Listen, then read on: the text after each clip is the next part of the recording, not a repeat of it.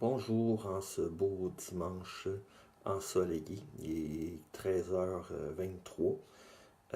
Aujourd'hui, mon direct est sur la confiance sur une vie.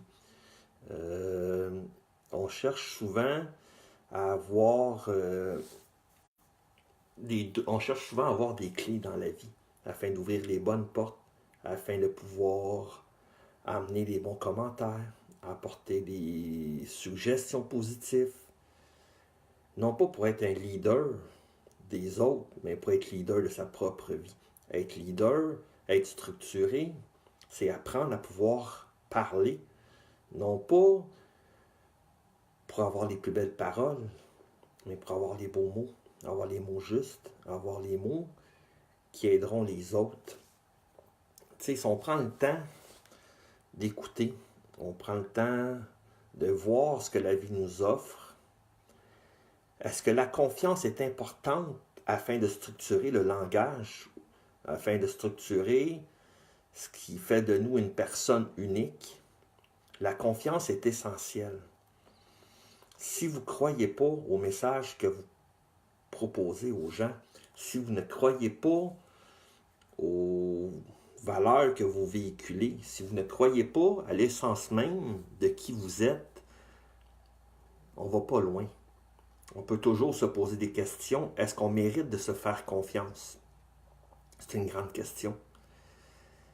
Pourquoi qu'on fait confiance à un médecin sans l'avoir connu? Pourquoi qu'on fait confiance à un dentiste sans nécessairement le connaître?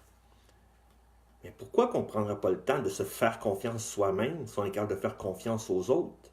On va dire un médecin connaît ce qu'il fait, un dentiste ne jouerait pas sur nos dents ou dans nos dents s'il ne connaîtrait pas son métier. Mais si on est venu, on s'est incarné ici et maintenant, dans cette vie-ci, est-ce qu'on ne se faisait pas confiance à l'origine de notre venue? Au plan d'incarnation, on se faisait tellement confiance qu'on a choisi de venir sur un plan terrestre. Non pas parce que la vie est dure, mais parce qu'on voulait expérimenter la vie terrestre, on voulait expérimenter ce plan physique-là. Est-ce que, de par nos choix qu'on a faits avant notre plan d'incarnation, on ne mérite pas de se faire confiance? Est-ce qu'on ne mérite pas d'être la personne qu'on souhaite devenir? On prend le temps d'écouter les autres ce qu'ils ont à dire, on prend le temps d'écouter ce que les gens véhiculent comme valeur, comme croyance. Mais au-delà de tout ça, ce que les autres partagent, c'est leur opinion, qui est basée sur leur connaissance, qui est basée sur leur perception de la vie, de la perception de la matière qui amène. Est-ce que, par exemple, un ange qu'on voit, est-ce que l'ange qu'on voit porte nécessairement des ailes dans la réalité? Est-ce qu'il porte une couronne, une auréole? La vision qu'on a d'un ange, c'est la vision qu'on a, qu'on fait, qu'on fabrique. Il faut se faire confiance. Tout n'est que pure énergie. C'est nous qui sculptons l'énergie à la vision qu'on veut bien avoir de ça. Est-ce qu'on peut se faire confiance dans la perception? Est-ce qu'on peut se faire confiance dans notre ressenti? Au-delà de tout ça, on cherche souvent à avoir les bonnes paroles, à avoir les paroles uniques, à avoir les mots uniques. Mais il faut arrêter. Ce qu'on amène comme information a déjà été apporté dans des temps immémoriaux, a déjà été apporté par quelqu'un d'autre. On fait juste surenchérir ou peut-être on fait juste l'adapter à notre propre vision de la vie, de par nos valeurs, de par nos croyances, de par la spiritualité qu'on partage de jour en jour. Est-ce qu'on se fait assez confiance pour ne pas douter de nos connaissances, de ne pas douter de l'essence même de notre propre personnalité? Il y a des personnes qui sont introverties, qui n'aiment pas parler, qui n'aiment pas communiquer. Mais c'est des personnes de grande sagesse. Sauf qu'ils ne veulent pas partager parce qu'ils ont peur de l'inconnu. Ils ont peur des jugements. Ils ont peur d'avoir peur. Il y en a d'autres qui sont extravertis, qui vont apporter leur opinion, qui vont apporter des commentaires, qui vont apporter des suggestions afin d'adapter la vie, non pas pour faire plaisir aux autres, mais pour se sentir bien. Comme dans mon direct de hier, ces personnes-là font le choix de se faire confiance. Chaque personne évolue à leur propre stade, évolue à leur propre rythme. Mais l'évolution se garde bien de dire que vous devez vous faire confiance dans chacun des pas que vous faites. Dans chaque pas que vous faites, il y a une prise de conscience. Que ce soit un pas vers l'avant, un pas de côté ou un pas vers l'arrière, on se fait confiance. Parce que quand on trébuche, on tombe, qu'on tombe assis, qu'on tombe à quatre pattes, on se relève, on se fait assez confiance pour dire que j'ai commis une erreur, j'ai fait un choix qui n'était peut-être pas judicieux, mais je me fais confiance que j'ai appris, que je vais avancer, non pas pour me faire plaindre, non pas pour me victimiser, mais je me fais confiance parce que je sais que dans cette vie-ci, j'ai fait des choix. J'ai fait des choix qui sont judicieux à une certaine époque, mais qui ne sont plus à la lumière de mes connaissances ici et maintenant. Est-ce que je peux faire confiance à mes anciennes valeurs? Ou est-ce que je peux faire confiance à mes valeurs présentes? Au-delà de tout ça, personnellement, je crois que les valeurs anciennes, on peut leur faire confiance parce qu'ils ont su nous guider jusqu'à ce qu'on est rendu ici et maintenant. Est-ce que les valeurs présentes ont autant de pouvoir que les valeurs anciennes?